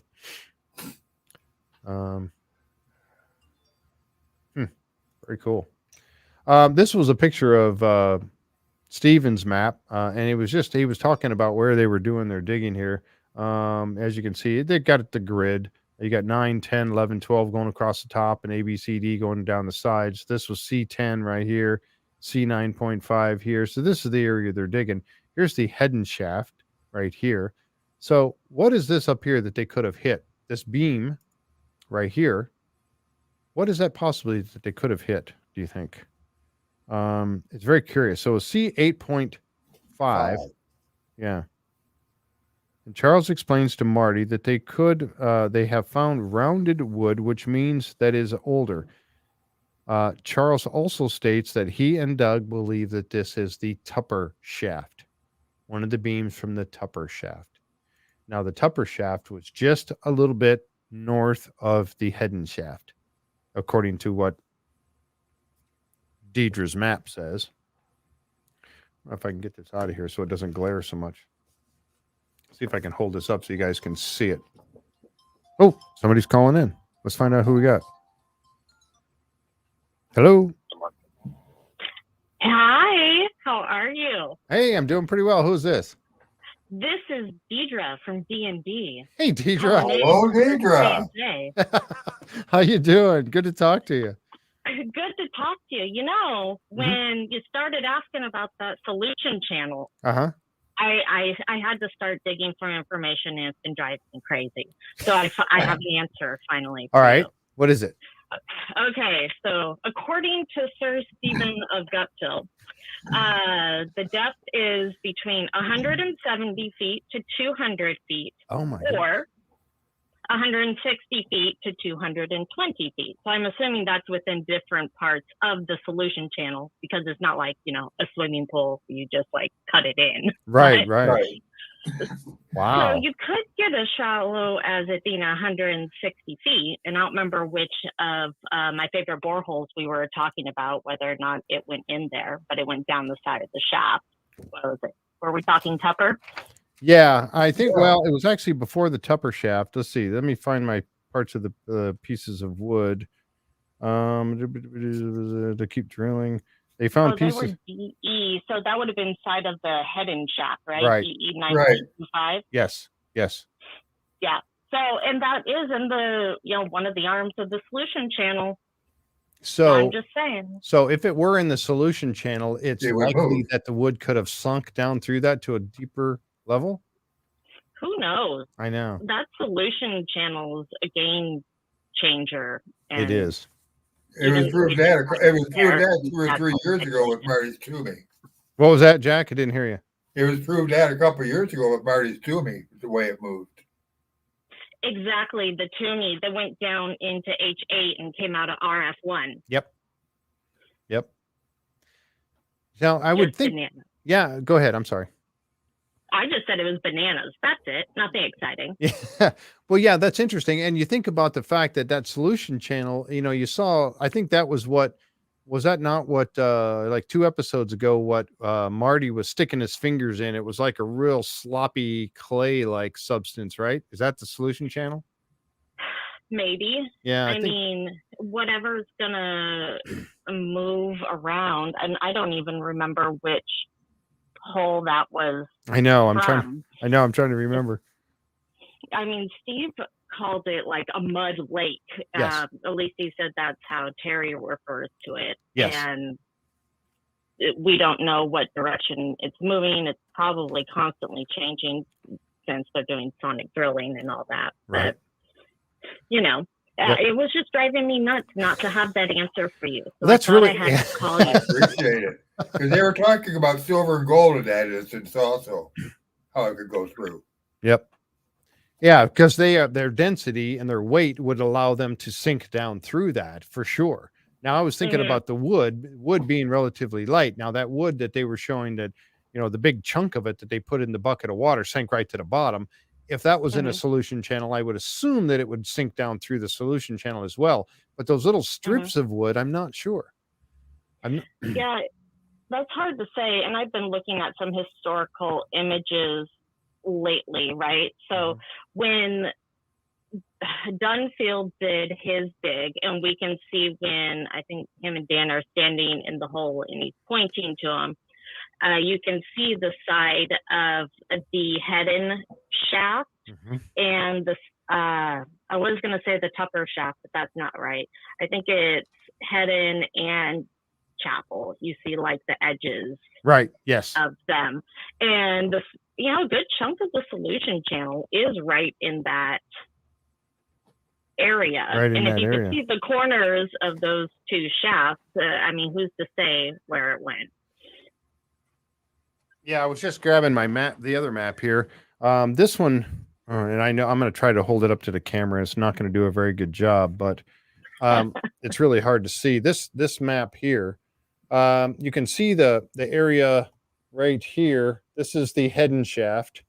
This is the chapel shaft, and here's this area here is the solution channel. Whoops, I'm trying to turn my upside down here. But this area, these 2 curvy lines, is the solution channel as they know of them. And I think that, like you at said, that time. Yeah. the Dunfield dig was this big round circle, and you can see the edge of the Hedden shaft there and the edge of the chapel shaft. And that's what you were saying that they were pointing at? Yeah, that they were pointing at what looked to be two intact shafts right there. And you have to remember also that the Dunfield dig, so where you see that circle in the middle, Mm-hmm. so the whole thing came down in like a cone shape, Yes. and that would have been the bottom. So you're looking at like an upside down triangle. So what's the depth? I don't know the depth of the Hedden or chapel shaft I don't off think the top it's of my head. Yeah, I But don't it'd think be it says. interesting to know, because based off of the trajectory and the triangle where they were looking at and comparing that depth to where they pulled the wood out of. Mm-hmm. And I'm kind of talking in circles right there. So I'm really not sure where I'm going with that. Well, it's definite that the solution channel where they figure it is definitely went through the Hedden shaft, through part of the Hedden Yeah. shaft, through the chapel shaft for sure, Yes. and also through part of the Dunfield dig. So it actually came in like on a Y, if you think about Mhm. it, and then kind of went out on the from the north and the northeast, and then came down and then went out through the south. If this, Mhm. this is north. So, and again, from up here, and this is hard to see, folks. I know it's really hard, but that Mhm. you can see it right here. That's the beginning of the solution channel here. Here's the part of it over here in the Dunfield dig area, and here's where it Mhm. goes out through the bottom down here. So Mhm. that's where they are pretty sure that it is located. So, but that being so deep, I did not think it was that deep. That really blows my mind. I was surprised too, actually. I went back through with our first interview with Steve, like after season 7, just to like comb through where it was he said how deep the thing was, because it was driving me nuts. We also talked about, someone wanted to know about the elevation in the money pit. Yes. I don't know what the original elevation is, but for those that are curious, the current elevation of the money pit, now that they have, brought in so much material and flattened it out, is 8.3 meters above sea level, or 27 feet above sea level. Okay. So I don't know off the top of my head what the original elevation was, but I think you're correct in about 10 feet in and out. Yeah, I think I heard that on a one particular show. They were talking about that, and I thought I remembered that correctly, saying that they've added about 10 feet on top of the original money pit surface. So that Right. Mm-hmm. 27 feet above sea level, and so yeah, it would have been about 17 feet at one point. So they have added quite a bit, but that was all mainly due to they wanted they had to build it up there. Well, they did initially build it up, and then they did it some more when they were bringing up the Exactly. the hammer grab and the oscillator and all of that stuff, and the big crane that's out there. They had to build it up even more so. Correctamundo. So anytime see, and that kind of throws me when they say that they found something. If the deepest they went that anybody did a searcher shaft in the money pit was 170 feet going straight down, and now they're finding wood at 185, and that's what brought up that question: is it possible that wood was originally from a broken up part of, say, the Tupper shaft or the Hamilton extension, and just simply came down through the solution channel and settled to where they found it now? I don't know.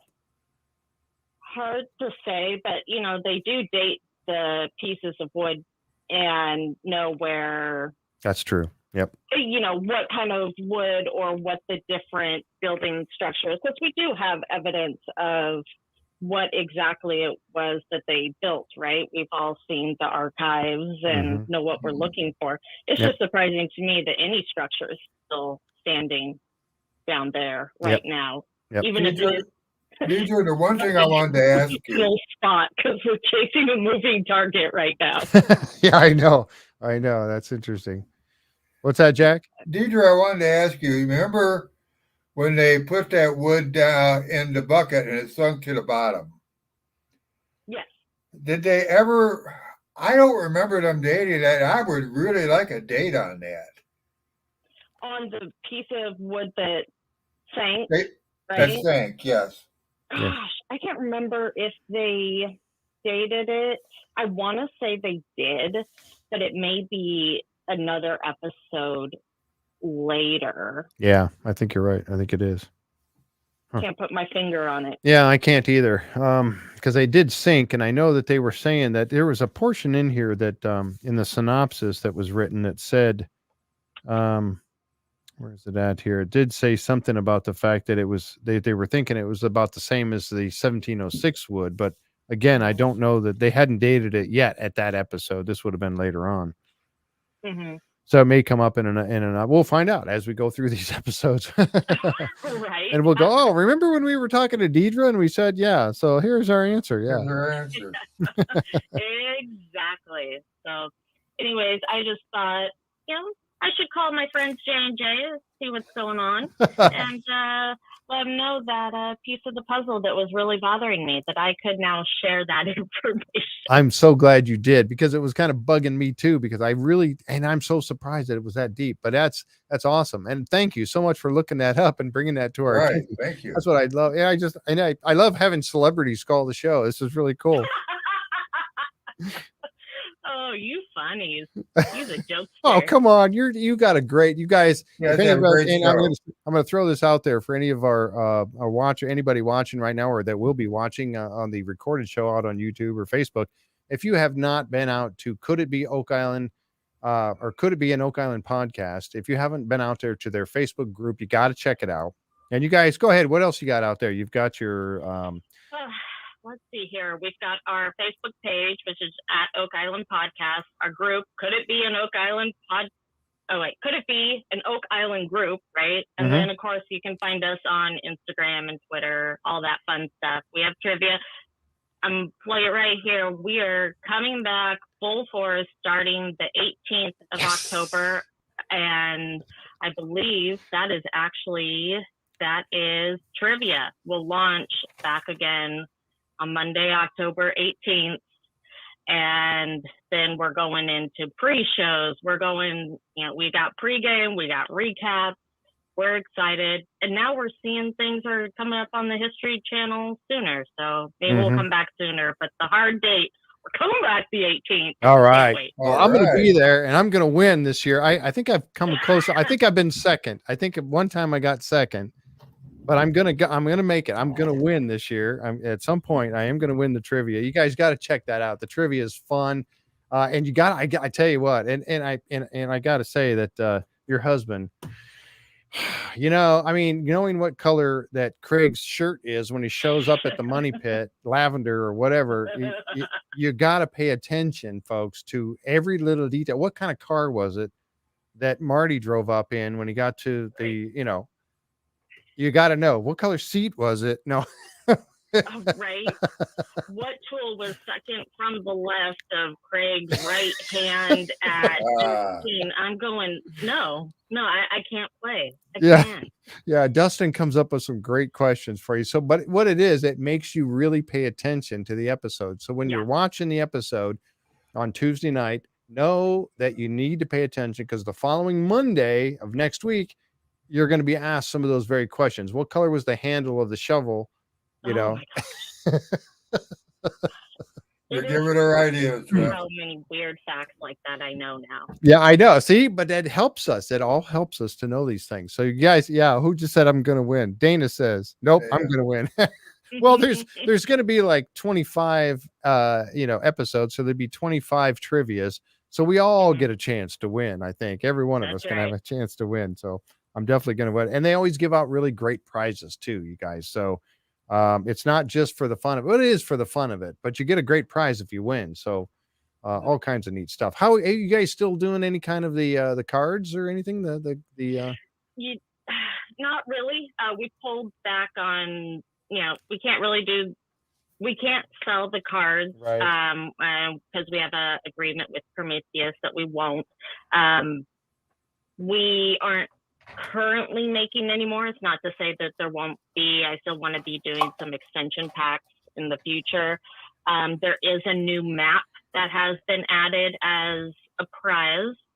So y'all already know we've got the money pit map. We've got the what is the other one? Smith Cove, both of which are being updated again. And then there is now for the Stone Road, there is a map with all the fines in that area and kind of like the exact dimensions of that. So it's a constant work in progress. I'll tell you what, the good prizes, and I have her maps, Smith's Cove and the Money Pit, and then I also have my cards that I was just showing up in the screen there that she has sent over to us. These are really cool. Those are It's really really nice. neat because you got Sir Stephen Guptill, Royal Cartographer, and then on the back it's got his picture on the front, of course, you know, that Deidre has done up, you know, showing him in his royal clothes there. And then on the back, it gives a little write up of him, Sir Stephen Guptill. So it's really cool. You guys, I tell you what, really cool prizes and stuff. Check out the trivia. That's on Monday nights, and you're starting on the 18th. That's going to be awesome. I will be there. Yay! And I am going to win this year. I look forward to it. I know we have this little thing between Jan and Linda and I. Each one of us keep talking about how we're going to win that night. And then we kind of grade ourselves when we get done. We're chatting on the side going, oh, I missed another one. Oh, I missed it. And I'm always fourth, and I don't know why, but that's just me, I guess. Well, life happens. We're feeling a little bit more recharged. We didn't realize genuinely how much people were missing trivia and stuff, and so they started reaching out, and I was like, okay, well, time to get it back on the calendar. Yes, absolutely. The Awoken one on YouTube just asked, he said, Jeff could it be Oak Island Podcast? Do they have a YouTube channel? We do. It is Oak Island Podcast. I don't think it's under Could It Be, but it is.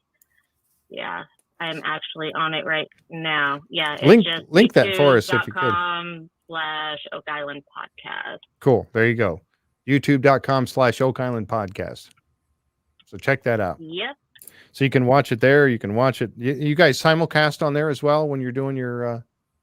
Yeah, when we do the Facebook lives, we do it on Twitch, YouTube, Facebook, all the things. Just like you guys, we're like twins. Yeah, we are. Yeah, we're like twins, only different. Only different, yeah, only different. And I don't have. You guys have a great show. Crazy. You really do. And don't forget, people, that the it's Noah's Ark. That ship anomaly that's in the swamp is Noah's Ark. Noah's Ark. Yeah. It is. That's where the unicorns went. That's where the unicorns went for sure. Yeah, I tell you what, that was hilarious. I would never laugh so hard in my whole life. You know, that was going on. That was so funny. Oh, and that's why I say it's a good time when you watch your trivia show. It's always a great time. Get yourself a glass of wine, sit down on a Monday evening and watch Oak Island Trivia. There it is. It's all linked up there for us in the chat, so you guys can check that out. And it's all. Would somebody link that over on the YouTube side as well? Deidre or Linda, somebody could link that over there. Thank you. There it is. All right. So now it's on the YouTube side as well. You can check it out over there. So great time over there. Hey, thanks so much for calling in, Deidre. This is awesome. Thank you. Well, thank you for chatting with me, and have fun recapping the rest of it. Y'all rock, and I appreciate what you do. I'll talk to you later. All right. Bye-bye. Bye. That's awesome. Really nice of her. That's awesome, man. I'm glad she called in. That's really, really cool. I mean, and she, like I said, she did these maps for us, and I got one, and she sent it to me as a gift. I don't know if I won. I forget. I think she just sent it to me because, you know, I'm such a great guy. But anyway, they do a nice recap. They do a nice recap pre-show too on Tuesday nights. Yes. Yeah. They do a pre-show and everything. So yeah, really cool. You guys got to check it out if you haven't already. You got to check that out. It's a lot of fun, and they get a lot of people. They get quite a few people watching and doing the trivia with them. So it's not an easy win. I can tell you. You really got to watch the episode and write down details as you go along. But a lot of fun. Anyway, thanks again, Deidre. Oh, you won that one. She said I won that one. Yeah, that's all right. I'd forgotten that I'd won that. But anyway, you can check that out when you guys get a chance. And October 18th. Oh, she didn't tell us what time. What time does that start? I forgot now. 7 usually, I believe. 7 o'clock. Deidre, tell us what time that starts, if you would, please, and I'll announce it. I forgot. I don't think we said that when you were called in. All right, let's get back to it here. So We got the important stuff coming up, the fun stuff. So after they got done up there in the money pit, then the guys headed out. This was Charles and Doug jumped in the car and they drove over to Halifax, Nova Scotia, and they wanted to get over and take a look and take the leather over to meet with Mr. Dawson. Let's see. No, I'm sorry. To the Dawson print shop in Halifax. They went over to the Dawson print shop in Halifax and they met with Joe Landry. Now, Joe Landry is a bookbinding expert, and he took a look at the leather samples that they found in the wash table. Now, one of the samples was actually one that I forgot who found it. Steve Gupta was there at the time, and he wasn't sure if it was from a bookbinding or from a piece of shoe or clothing or whatever. But they found one. I think actually Michael John found it. And then they also found that piece of what looked like a boot heel or something like that. Yeah. So they took this over to Joe Landry so he could have a look at them.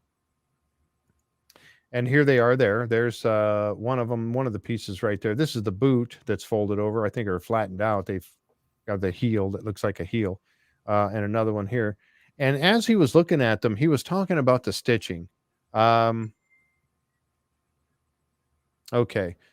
Linda said she looked ahead a few episodes and has not seen they dated that piece of wood we were talking about from the money pit, that chunk that they put in the water and it sunk. All right, thank you for that, Linda. So they took this leather, and you can see one of the things that he pointed out about this piece of leather was this right here. See the stitching? See the stitching holes and how close together they are? Even though this is very old and fragmented and it's cracked and everything else, these stitching holes, he said, points out to you one thing, and that is the fact that means it is well made because they are so close together. He said that the lower end shoes or clothing or whatever is going to have stitching that's further apart because they're not going to take the time to really make it look good and it's make it look great. They're just going to stitch it together so it holds and lasts a while, but that's it. When you have stitching this close together, it indicates more of a higher end piece of whether it be a shoe or a piece of garment or whatever it may be, higher end. Okay. So that's significant. Why? And he said the same thing about the heel. He was looking at this heel and he said the same thing about it, that the type of leather that it is and the way that it looks like it was constructed also indicates a higher end. Now, it was heavy, a lot heavier. Yes, thank you. And a lot heavier material. The lower end's going to be a little thinner, maybe not the best grade of leather, whether it be cowhide or goat hide or whatever. Goat hide is nice and flexible, but it wears through more easily as opposed to cowhide. So it depends. All those things go together to tell you the quality or the level of it. Now, they were saying his indication was that these were of a higher quality, not going to be for your general worker. Both of these are going to be from what, like they were throwing around sea captain. Officer, something like that. Yes. Yeah, a ship captain or a military man of higher rank, something like that. That would be from someone like that higher end. Let's see. So that's what that is. So that's what he indicated about these, which is very important to know. Why would pieces of leather? And again, I don't think we know exactly how deep, because they were found on the wash table and they were from the spoils, that we don't know for sure how deep they were in the money pit area. But again, why would they be down there in the first place? Why would they be buried, or why would they be found deep inside a tunnel, buried underground? It's going to be much deeper than it would be to bury a body if somebody had died. And especially as somebody of rank or anything else. Yeah. I mean, it's just odd that they would be down there to begin with. Now, you would think that, and again, I kind of go back to, if your shoe came apart when you were down there, wouldn't you keep your shoe on to get back out? And maybe you lost the heel and the heel stayed down there. But what kind of questions do you guys get from this? I mean, I kind of get, why is it down there? So you think about that. And did the person die and they left? They buried them down there? the higher guy of higher rank that they said, okay, well, he's passed away during the process, whatever may happen, whatever happened, something fell on his head, who knows? And they buried him down there. They left him with part of the treasure that they were digging out and or digging at this open and depositing this down there. So they buried him with it. or, And that's why. or supervising where it's going to go down there.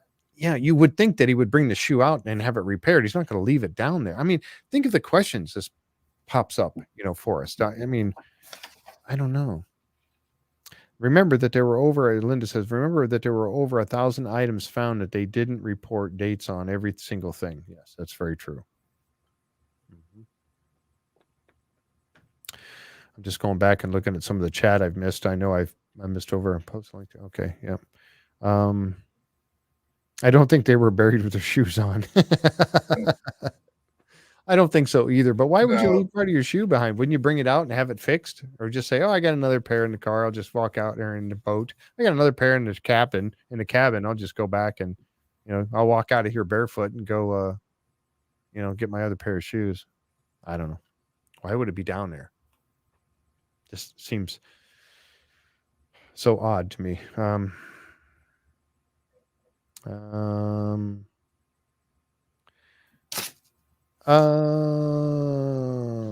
Devin, I don't know. It wasn't 100. How far down did the money pit was opened up? We know that I thought they only went down about 150 feet. Wasn't 150 that Dunfield went down? But it was cone. He ended up with a larger hole at the top, but by the time he got down to the bottom, it wasn't very big. Right, it collapsed in because then it started collapsing and he gave up. That's when he just destroyed everything. Right. I think it only went about 150. And that was a very small section. At the very bottom was only about 5 feet in diameter, if that, because it was coned down to reach those levels, and then it ended up collapsing. It was a pit. But so that was when that was done. But shoes were a hot commodity. I'm surprised they weren't taken from the dead and reused. So yeah. Jersey, like sometimes rich people did give their worn out garments and shoes to their servants, so they might have been a worker who left or lost their shoe. True. Yeah. Yep, that could be. Yep. Maybe they had extra clothes down and they slept down there and they didn't have them left in a hurry and forgot his things. Maybe it collapsed. Yeah, who knows? Yep. Hard to say. But here's the important thing, too, coming up here in just a second. So after they had this gentleman was looking at them for them. I've forgotten his name already, Joe Landry. So when Joe Landry was taking a look at the leather for them, then I got a quick shot of the money pit, the swamp. They were digging going to the right, and then they had Ian Spooner got down there after Billy Gerhardt was doing this dig over there, and he was looking to see if the road continues to go that way. They did indeed find rocks, and here they are, which means that, yes, the roadway is going toward the north and heading towards the eye of the swamp and Nolan's Peninsula. And then they got Gary was over there doing some metal detecting, and he found a latch. And that to me looks like a latch. Now, I've seen latches for cabinets and stuff that are very similar shape. You flip it over and you see the square hole in it. That's where you would have a square. You think about your doorknobs. When you ever taken a doorknob apart and you got that square shaft that goes through there that locks in and turns. Well, that's the same way that this latch is going to have a shaft that goes through to the other side. So you turn in a knob or something on one end. That shaft is square into this piece and it's turning that, and that's going over and locking the door or the cabinet or the drawer or whatever. So this is some sort of a latch from a cabinet or something like that. And that was a cool find also. And again, this is one of those things. I don't know if they ever got it dated, but they found that over there. Then they had Stephen Guptill come over with his GPS stick. I call it a stick. I know he would be appalled that I called it that. Expensive piece of equipment that it is. They had him come over with his GPS unit and do a chest. Now, they wanted to see if these rocks that they found right here, going north toward the eye of the swamp or Norlands Peninsula, were at the same elevation as the ones over here by the road. the stone road. Now this is over where the road comes out and then starts to turn to the north. And so he went over there and checked them there. He checked them at the stone road, and he checked them over there where they just dug, and they were indeed the same elevation. So that tells you right there, it's all part of the same road. So good thing they did that, because that's a great piece of information to find, that they are, they're connected if they're all the same height. Then they got together in the war room. This is right toward the end of the episode. And they were in there, then they were talking about the leather, and Craig, being the analysis man who gets all these things dated and all that kind of stuff, was giving his analysis of that he had collected from the piece of leather, the pieces of leather, multiple pieces of leather. And here's what was so cool about it. The two leather pieces, now it doesn't tell us which one was which on this sheet right here, but he gave an overall for both pieces dated between 1492 and 1662. Now you can see one of them was 1492 to 1602, just a little over 100 years. So it'd be 110 years. And then the other one was 1615 to 1662. And the big thing about that is they were 95% sure. Yes. Yep. So now that takes you right there. They found that shoe leather in the money pit spoils, or in the spoils from one of the caissons that were put down. So C1, I think. I don't remember. No, I just had it in my notes. Anyway, it was one of the boreholes that they found. Oh, 8A. It was 8A. They found some of the leather, and they were going through and going through the spoils of it. And they found one of these pieces of leather there. So 1492 to 1662 for both pieces. That's well before the money pit was found in 1795. Well before. Again, why was it down there, and from who? Columbus? I mentioned that on the show. Christopher Columbus, 1492, right? So, yeah, Kevin, Devin, that is true. The money pit was dug out by Dunfield and then filled back in at one point, and I was showing the size of the Dunfield excavation on the map here. That's that big circle right there that they have figured that was his dig. But again, it did not go all the way down. The base was about a little over 10 feet wide, and ended about 144 feet, it says. Base of Dunfield at 143 to 144 feet. That's all the further it went down. So it was 10, 20, 30, 40, 50, 60, 70, about 70 feet in diameter and about 144 feet deep. And then it caved in and he filled it back in. So he barely scratched the surface with that thing. So, yep. We're going to keep, yeah. Thank you, Awoken One. All right. So, there we have it. That pretty much ends the episode right there, with the finding of the leather. So that's pretty interesting that leather would date back that far and be found that deep in the ground. And it just leaves you wondering, who was it from? Who was down there and doing that? So I don't know. What do you think, Jack? I'm wondering about American history right now, Jeff. I know. 1492 starts to bring up Columbus coming to America. Did he come there before he went down there, or afterward? Or who was there? I mean, yeah, hard to say.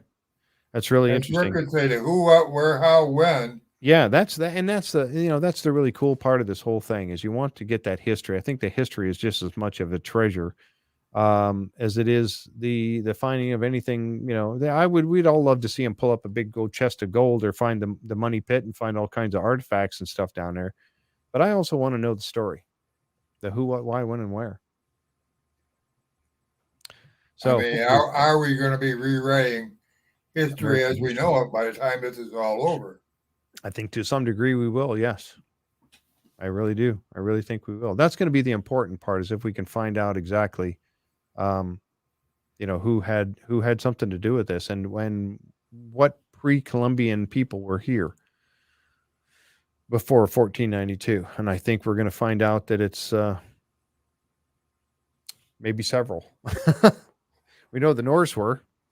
Yeah. So yeah, who else possibly could have? And the more dating that they do on stuff, the more it lends itself to that also. Mm-hmm. Yep, absolutely. All right, folks. Well, that about wraps it up for me. What do you think, Jack? You got any final thoughts you wanted to on these two episodes, 11 and 12? I think the last episode was a very interesting episode because they covered a lot of things. Mm-hmm. That bookbinding at 1492 is just a game changer. Yeah, I do. I It just is a like game just like changer. Jeff just said, another really good shoe. But and parting, I would like to thank Deidre for calling in. And Yeah, that was awesome. Stuff. Yep. Yeah, thank you, Deidre, for calling in. Thanks, Jan and Linda, Jan and for the Linda. work that you guys do out there in the chat. We really appreciate you so much, and the hard work that you do, keeping things organized and feeding me with all kinds of information and telling me don't forget to put the phone number up. I really like that. Jake Roberts, there he is. How you doing? We were talking about you, Jake. I hope you don't mind. A little bit, just a little bit. But anyway, folks, thanks so much for showing up today. And we are going to do this again on Wednesday night at 7:30. We will be talking about episodes number 13 and 14, and we will carry on from there. Again, thank you so much, Jack, for co-hosting with me. I appreciate you very much. Oh, sir. I love this. I love doing this with our members in the comments and everything. Yep, me too. I really do. And thanks everybody who's joined here with us today to watch the show and give your opinions and comments and all of that. We do appreciate that very much, and that's why we do it. You guys have a great rest of your weekend, and we will see you on Wednesday night right here at the Curse of Oak Island and Beyond live stream at 7:30. Bye-bye now.